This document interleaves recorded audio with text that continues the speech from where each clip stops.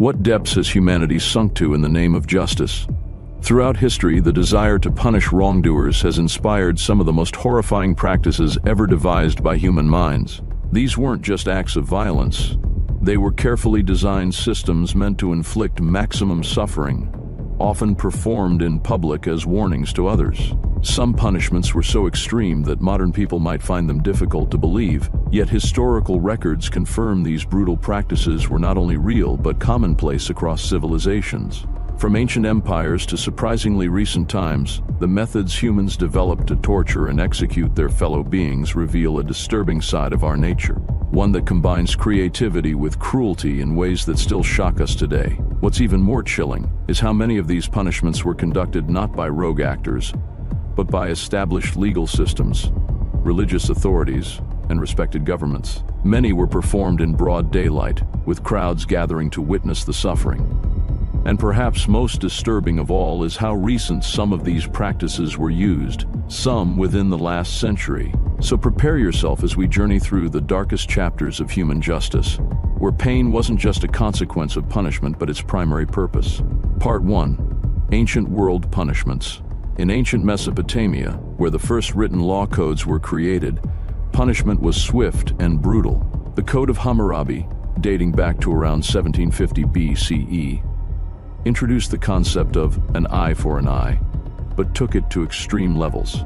If a builder constructed a house that collapsed and killed the owner's son, the builder's own son would be executed.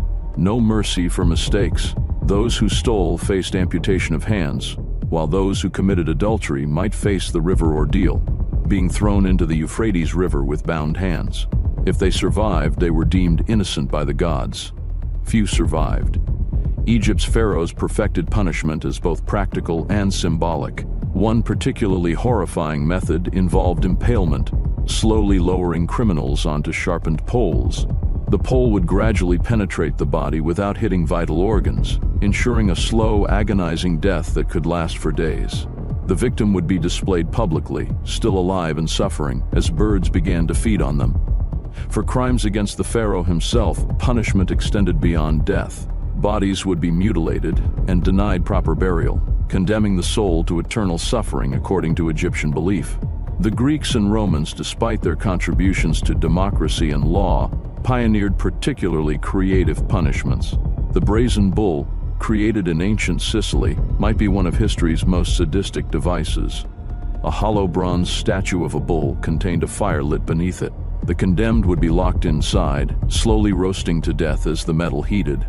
The bull's design included acoustic tubes that converted the victim's screams into sounds resembling a bull's bellows, providing entertainment for spectators. The inventor, Perillos, was ironically the first victim when he demonstrated it to the tyrant Phalaris, who decided to test it immediately.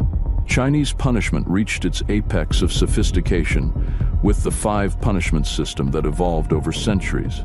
Perhaps the most notorious was lingqi, known in the West as death by 1,000 cuts. This wasn't just execution, it was deliberately prolonged torture. The executioner would methodically remove small pieces of the victim's body over hours or even days, carefully avoiding fatal wounds to extend suffering. Skilled executioners could keep victims alive through hundreds of cuts. The practice wasn't abolished until 1905, with photographs existing of some of the final victims. Even more disturbing, these executions were public events where families would bring children to witness justice being served. But these ancient methods were just the beginning. As civilizations developed, so too did their capacity for inflicting suffering in the name of justice. And what came next would make even these brutal punishments seem merciful by comparison. Part 2. Medieval European Tortures. The breaking wheel stands as perhaps medieval Europe's most infamous execution method. Known as the Catherine wheel after Saint Catherine of Alexandria, this device elevated torture to a public spectacle. The condemned would be spread-eagled on a large wooden wheel, with gaps positioned under their limbs. The executioner would then systematically shatter each limb with an iron hammer, breaking bones in multiple places. Once every limb was broken, the victim, still alive and conscious, would be woven through the spokes of the wheel and hoisted up for public display. There they would remain, sometimes for days, unable to move as birds pecked at their flesh and dehydration set in. In acts of mercy, Executioners might deliver a final blow to the chest or stomach, the coup de grace, though this was often reserved for higher status criminals. Rat torture represented the medieval genius for psychological terror combined with physical agony. A rat would be placed on the victim's body, typically the abdomen, and covered with a metal container. When heat was applied to the container, the rat would become increasingly desperate to escape, with only one way out, through the victim's flesh. The victim would feel every movement as the animal clawed and gnawed its way into their body. What made this method particularly terrible wasn't just the physical pain, but the sheer horror of feeling a living creature burrowing inside you. Records indicate some victims went mad from the anticipation alone, as they watched the rat being placed and felt its first desperate scratches. The Iron Maiden of Nuremberg has become infamous in popular culture, a sarcophagus-like device lined with spikes that would impale victims when closed. But historical researchers have found little evidence these devices were widely used for actual executions. Instead, they appear to have been created largely for display in torture museums, exaggerating medieval brutality for later audiences. However, this doesn't mean similar devices didn't exist. The Virgin of Nuremberg was a real device resembling a sarcophagus with a hinged front decorated to look like a woman. While not lined with spikes as popularly depicted, it was used for psychological torture, confining victims in a standing position for days in complete darkness, unable to move. The Scold's Bridle reveals how punishment often reflected gender dynamics. This device, used primarily on women accused of gossiping, nagging, or speaking out of turn, consisted of an iron muzzle locked around the head, with a plate that pressed down on or into the tongue. Any attempt to speak would cause immediate pain. Husbands could request this punishment for unruly wives, and local magistrates would parade the woman through town, often with a chain attached so she could be led like an animal. The psychological humiliation was designed to be as punishing as the physical pain.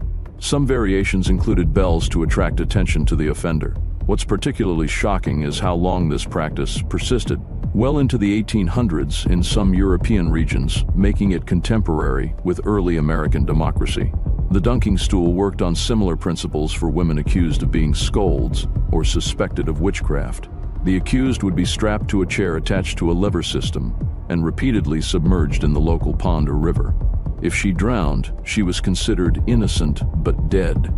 If she survived, it proved her guilt, leading to further punishment or execution. The cruel irony of this no-win situation perfectly encapsulates the twisted logic of medieval justice. As Christianity's influence spread across Europe, religious authorities developed their own specialized methods of extracting confessions and punishing heretics. And these methods would combine physical torment with spiritual terror in ways that previous eras had never imagined. Part 3. Death by elements. Throughout history, humans discovered that the natural elements, earth, fire, water, and air, could be weaponized into some of the most agonizing forms of execution ever devised. Burial alive stands as one of humanity's most primal fears, and numerous cultures exploited this terror as punishment. In Persia, condemned nobles faced a particularly refined version called the boats, or scapism. The victim would be stripped naked and fastened between two boats or hollow logs with their head, hands, and feet protruding. They would then be force-fed milk and honey until developing severe diarrhea before being left floating in a stagnant pond. Their excrement would attract insects that would begin feeding on them while still alive. Death came slowly from a combination of dehydration, starvation, and septic shock, as their body literally rotted while they remained conscious. Some accounts claim victims survived for up to 17 days in this condition. The Romans occasionally employed a method where the victim would be buried vertically with only their head above ground. Their face would be coated with milk and honey, attracting insects that would slowly consume their exposed flesh while they remained helplessly trapped, fully conscious but unable to move or defend themselves. In medieval Mongolia, fire provided another elemental method of execution, with burning at the stake becoming synonymous with heresy punishments. But what many don't realize is how the process was often deliberately prolonged. Victims weren't simply set ablaze. Executioners carefully controlled the distance between the person and the flames. Green or wet wood might be used to create more smoke than fire, leading to slow roasting and asphyxiation rather than quick incineration. Some victims took hours to die as their extremities charred while they remained conscious. In cases where authorities wanted to show mercy, gunpowder might be placed around the victim's neck to hasten death once the flames reached it. Boiling represented an even more controlled application of heat. In England during the reign of Henry VIII, poisoners faced execution by being lowered gradually into a cauldron of boiling liquid, sometimes water, sometimes oil, sometimes lead. The process began with the legs and proceeded slowly upward, prolonging suffering as the victim's lower body was cooked while they remained fully conscious. Records from 1531 describe the execution of Richard Roos, convicted of poisoning, who was slowly lowered over a period of nearly 2 hours. Water torture existed in numerous forms beyond simple drowning. Chinese water torture involved restraining victims and allowing water to drip continuously onto their forehead. While not lethal, the psychological effect of the constant, predictable drops hitting the same spot would eventually drive victims to madness. A more lethal variant was forced water ingestion. Victims would be strapped down and have gallons of water forced into their bodies using funnels, causing excruciating distension of the stomach and intestines. Perhaps most sadistic was the medieval European ordeal by water, where suspected criminals or witches would have their right thumb tied to their left toe and left thumb to their right toe before being thrown into deep water. Those who sank were deemed innocent by divine judgment, though frequently drowned before being retrieved. Those who floated were considered rejected by the pure water, proof of guilt, and pulled out for execution by other methods. The cruel paradox meant that proving one's innocence often resulted in death. The final element, air, provided its own unique torments through exposure. In ancient Persia, victims might be coated in honey and staked out in the desert sun, left to be slowly consumed by insects and dehydration. Nordic cultures practiced the blood eagle, where victims' ribs were severed from the spine and pulled outward to form wings. Though historians debate whether this was an actual practice or literary exaggeration, the concept alone reveals humanity's capacity for imagining air-based torment. Yet for many societies, physical pain wasn't enough. Public humiliation added a social dimension that could be equally devastating, and the methods they developed to shame their victims would reach almost artistic levels of cruelty. Part 4. Public humiliation punishments. Public humiliation served as both punishment and deterrent, with societies developing increasingly sophisticated methods to maximize shame. The stocks and pillory represent some of history's most recognizable public punishments. While often portrayed almost comically in modern media, the reality was far from amusing for victims. A person locked in the stocks might remain exposed to the elements for days, unable to properly sit or lie down, developing excruciating muscle cramps. They became targets for public abuse, from verbal taunts to being pelted with rotting food, mud, and human waste. In winter, exposure could lead to frostbite and hypothermia. In summer, sunstroke and dehydration. Deaths in the stocks weren't uncommon, particularly for elderly or already weakened individuals. Some communities heightened the torture by placing the pillory on a rotating platform, spinning the victim to increase disorientation and nausea. The exposed position of the head made victims particularly vulnerable. There are accounts of people having their eyes gouged out or ears cut off while helplessly restrained. Some pillories included a protruding nail position just under the chin, forcing victims to maintain an upward head position. If they relaxed due to exhaustion, the nail would pierce their throat. Tar and feathering has been romanticized in popular culture, but the reality was horrific. The tar used wasn't modern road asphalt, but pine tar heated to between 140 to 170 degrees Fahrenheit. When poured over a victim's skin, it caused severe burns while adhering to the flesh. Removing the tar later would tear away skin with it, leaving victims disfigured and vulnerable to infection. The addition of feathers wasn't merely for humiliation. As the tar cooled, the feathers would become firmly embedded in the mixture, making removal even more agonizing. Victims often died not from the initial torture, but from subsequent infection and shock. Branding went beyond the familiar concept of marking criminals. In Tudor England, vagrants had their chest branded with a V, while slaves in colonial America might be branded on the face to prevent escape. The Romans branded tax evaders on the forehead with the letters CF for cave fiscum, beware of the treasury. Beyond the physical pain, these permanent marks ensured lifelong social exclusion, making it impossible for victims to reintegrate into society or find employment. Some enslaved people suffered multiple brandings across their lifetime. their bodies becoming painful historical records of ownership changes. The cucking stool served specifically to humiliate women accused of being quarrelsome or immoral. Unlike the dunking stool, which involved water immersion, the cucking stool was a commode-like chair, where women would be secured and placed outside their homes or in market squares. Forced to sit in their own excrement while being pelted with garbage and verbal abuse, victims endured both physical discomfort and profound social shame. Court records indicate some women were sentenced to multiple days on the cucking stool, developing painful sores and infections from prolonged sitting in their own waste. Perhaps most psychologically devastating was public penance, where sinners or criminals were forced to acknowledge their crimes repeatedly to gathered crowds. In colonial America, adulterers might be forced to stand before their entire church congregation Sunday after Sunday for months, explicitly confessing their sin and begging forgiveness while wearing specific garments marking their shame. The psychological toll of such extended public humiliation led some victims to suicide rather than face another session of ritualized degradation. As Christianity gained power throughout Europe and colonial territories, religious authorities developed specialized methods for dealing with those who challenged doctrine, and these religiously motivated punishments often combined the worst elements of physical torture with the threat of eternal damnation. Part 5. Religious and Heresy Punishments. The Spanish Inquisition, established in 1478, refined torture into a methodical system designed to extract confessions while leaving minimal physical evidence. The strappado became one of their signature techniques. Victims had their hands tied behind their back and were suspended by a rope attached to their wrists, dislocating their shoulders. Weights might be attached to their feet to increase the agony.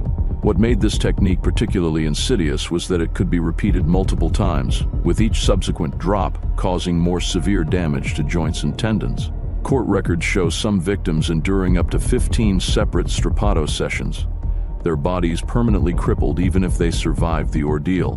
Water torture took on new dimensions under inquisitorial refinement. The technique known as water cure involved forcing victims to swallow water poured through a cloth placed over their mouth and nose, creating the sensation of drowning. The cloth filtered the water, prolonging the process and intensifying the suffocation panic.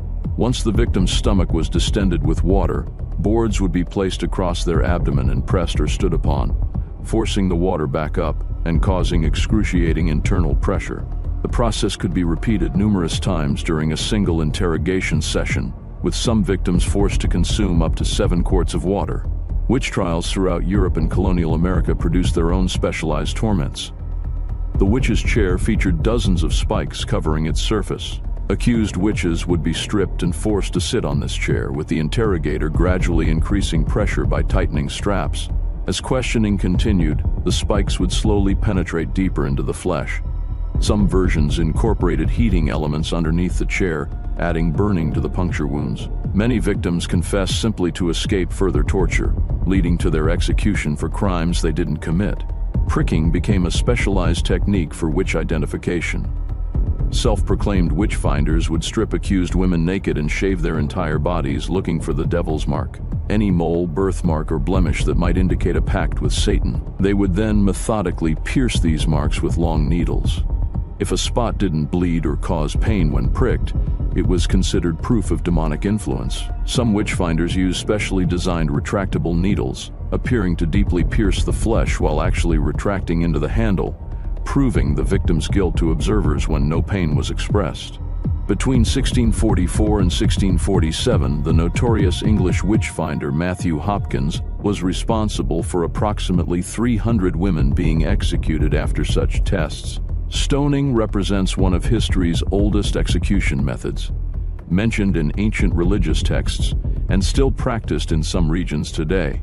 What makes stoning particularly cruel is its communal nature, requiring participation from the entire community, often including the victim's own neighbors and family members. Traditionally, stones used couldn't be so large as to kill quickly, nor so small as to cause insignificant damage. The goal was prolonged suffering. In some implementations, victims were buried up to their waist, men or chest women, limiting their ability to dodge or deflect the projectiles. Death came slowly through accumulating trauma, with victims remaining conscious through much of the ordeal.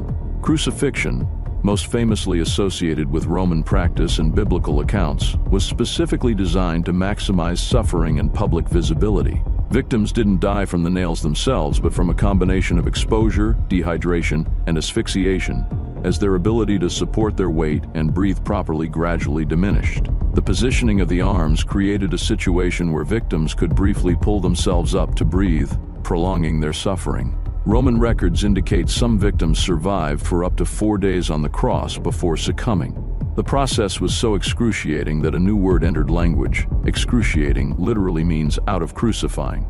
As empires expanded and colonial powers established global reach, punishment methods evolved with industrial efficiency. The modern era brought new understandings of human psychology and physiology, knowledge that would be weaponized into increasingly sophisticated methods of inflicting suffering. Part 6. Modern-era brutal punishments. Colonial punishments for enslaved people represented some of humanity's most sadistic innovations. The breaking wheel was adapted specifically for plantation use. After being tied to the wheel and having their limbs broken, victims might be left attached to the wheel and erected as displays for other enslaved workers to witness. Some plantation owners developed specialized iron masks forced onto enslaved people who attempted escape or were caught eating sugarcane. These masks contained spikes pointing inward toward the mouth, making eating and drinking extremely painful while preventing further theft of plantation products. Similar devices called iron collars featured protruding spikes preventing victims from lying down to sleep. Some were forced to wear these for years, developing permanent deformities of the spine and neck. The 20th century saw punishment evolve into psychological realms with scientific precision. The Soviet Union pioneered sleep deprivation techniques, keeping prisoners awake for days through constant light, noise, and forced standing positions. Subjects began experiencing hallucinations after 48 hours, with complete psychological breakdown often occurring around 96 hours. Unlike physical torture, this left no visible marks, while being arguably more effective at breaking resistance. Nazi doctors conducted experiments on concentration camp prisoners, meticulously documenting human thresholds for hypothermia, pressure extremes, and experimental surgical techniques, all without anesthesia. Work camps represented punishment through deliberate exhaustion and malnutrition. The Soviet Gulag system sentenced millions to remote labor camps where they performed physically demanding work on starvation rations in extreme climates. At Cambodia's infamous S-21 prison during the Khmer Rouge regime, prisoners were forced to meticulously catalog their torture sessions, writing detailed confessions that would later be used to arrest and torture their own family members and friends. The psychological dimension of being forced to participate in one's own persecution represented a new frontier in cruelty. Chemical punishments emerged as technology advanced. The development of water cannons containing chemical irritants allowed crowd control while causing intense pain to mucous membranes and eyes. Some authoritarian regimes reportedly developed techniques involving the injection of psychoactive drugs that induced terrifying hallucinations during interrogation sessions. Victims would experience nightmarish visions while remaining conscious enough to respond to questioning, with some developing permanent psychological damage from these chemically induced terror states. Force feeding emerged as a particularly cruel method used against hunger-striking political prisoners throughout the 20th century. During suffragette imprisonment in early 1900s, Britain authorities inserted rubber tubes through prisoners' nostrils and down into their stomachs, pouring liquid nutrients directly into them. The process often caused bleeding, vomiting, and infection. Modern implementations in certain detention facilities reportedly use specialized restraint chairs where prisoners are immobilized while feeding tubes are inserted, sometimes twice daily for months or years. While many of these practices have been officially condemned by international law, human rights organizations continue to document their use in various regions. What's particularly disturbing is how many were developed not by rogue actors, but by established governments with sophisticated research capabilities, demonstrating how science and medicine, fields meant to alleviate suffering, can be perverted to perfect it instead. But beyond these documented systems lay countless regional variations, many known only through archaeological evidence or limited historical accounts. These lesser-known methods reveal how universal the impulse toward ritualized punishment has been across human societies. Part 7. Lesser-known regional punishments. Tribal punishment rituals often reflected cultural values regarding community harmony. In certain Pacific Island societies, offenders might face muru, a formalized raid where the wronged party had the right to take possessions from the offender's household. What made this practice unique was that the offender was required to assist in identifying valuable items, actively participating in their own punishment. Resistance would result in escalating consequences, potentially including exile, a virtual death sentence in isolated island communities where survival depended on group cooperation. In pre-colonial Rwanda, certain crimes were punished through a practice called tree binding, where offenders were tied to specially selected trees secreting irritating sap. The substance would gradually burn the skin like acid, causing increasing agony as the victim remained bound, sometimes for days. The ritual aspect involved community members periodically visiting to pour water over the victim, not as mercy, but to reactivate the chemical properties of the sap when it began to dry. Lingqi, mentioned earlier from Chinese history, had regional variations across Asia. The Japanese version, known as sendenbiki, involved cutting the tendons behind the knees and elbows, then attaching the victim to 4 oxen moving in opposite directions, gradually stretching and tearing the body apart. The Aztec Empire developed highly ritualized punishment ceremonies connected to their religious cosmology. For crimes against the gods, victims might have their chest opened with an obsidian knife while still alive, their heart removed and held up still beating before their eyes in their final moments. Some victims were flayed alive, with priests wearing the skin afterward as part of religious ceremonies. Archaeological evidence suggests specialized tools designed specifically for removing skin in a single piece, indicating the procedure was performed with technical precision. African punishment systems often incorporated spiritual elements alongside physical suffering.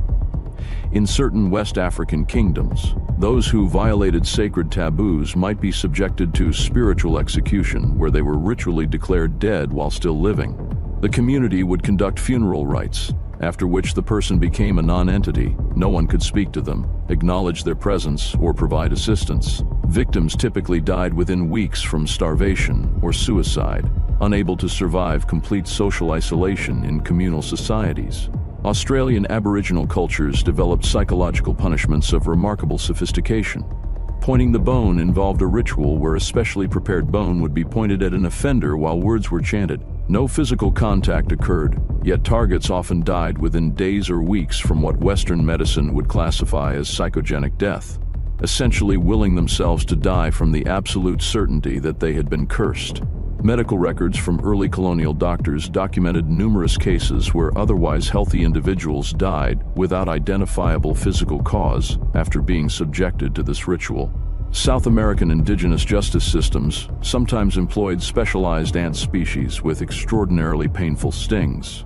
The bullet ant, whose sting feels like a gunshot wound and can cause pain for up to 24 hours, was used in coming-of-age rituals, but also as punishment. Offenders might have these ants applied to sensitive areas of the body, with the number and placement corresponding to the severity of their crime. The Satere Mawe tribe created gloves woven with these ants facing inward, which wrongdoers were forced to wear for specified periods, some for mere minutes, serious offenders for hours. Many of these practices remain poorly documented in historical records dominated by Western perspectives, their details preserved primarily through oral traditions or archaeological evidence. Their variety demonstrates how punishment reflects cultural values, religious beliefs, and available resources. A dark mirror reflecting each society's specific worldview regarding justice, retribution, and the human body itself. Part 8. In the end, what does our long history of devising increasingly creative ways to inflict suffering tell us about ourselves? From ancient civilizations to modern regimes, humans have demonstrated remarkable ingenuity in causing pain, often investing more resources and creativity in punishment than in alleviating suffering. The methods we've explored weren't just acts of cruelty, but institutionalized systems, many operating under formal legal codes and religious doctrines. They weren't aberrations, but reflections of their society's values and beliefs about justice, order, and human worth. Perhaps most disturbing is how recently many of these practices were used. The breaking wheel was used in Germany until 1841. The last public execution by guillotine in France occurred in 1939. Flogging remained legal punishment in British prisons until 1967. The electric chair is still authorized for use in multiple U.S. states today. This isn't ancient history, it's within living memory or just beyond it. The capacity for systematic cruelty isn't a relic of less civilized times, but a persistent human potential. The psychological dimension connects virtually all these methods. Physical pain was rarely the sole purpose. Humiliation, degradation, and terror were equally important components. Executions were conducted publicly, not just for practical deterrence, but as spectacle and entertainment. The slow, methodical nature of many punishments suggests their purpose extended beyond mere justice into darker human impulses toward dominance and control. What's particularly chilling about examining these practices is recognizing how they emerge not from chaos but from order, not from the absence of civilization, but from its institutions. The same societies that produced remarkable art, literature, science, and philosophy simultaneously refined methods of extreme cruelty, suggesting that civilization itself doesn't eliminate our capacity for brutality, but may instead refine and systematize it. As we continue developing new technologies and expanding our understanding of human psychology, the question remains: have we truly moved beyond our history of ritualized cruelty, or merely repackaged it in forms more palatable to modern sensibilities? Perhaps the most important lesson from this dark history is not how different we are from our ancestors, but how similar we remain, and how vigilant we must be against the human tendency to justify suffering in the name of justice, order, or security. After all, future generations may look back at our own practices with the same horror with which we now regard the breaking wheel or the Iron Maiden. The most unsettling question isn't what punishments humans devised in the past, but what systems exist today that might one day be viewed as equally barbaric.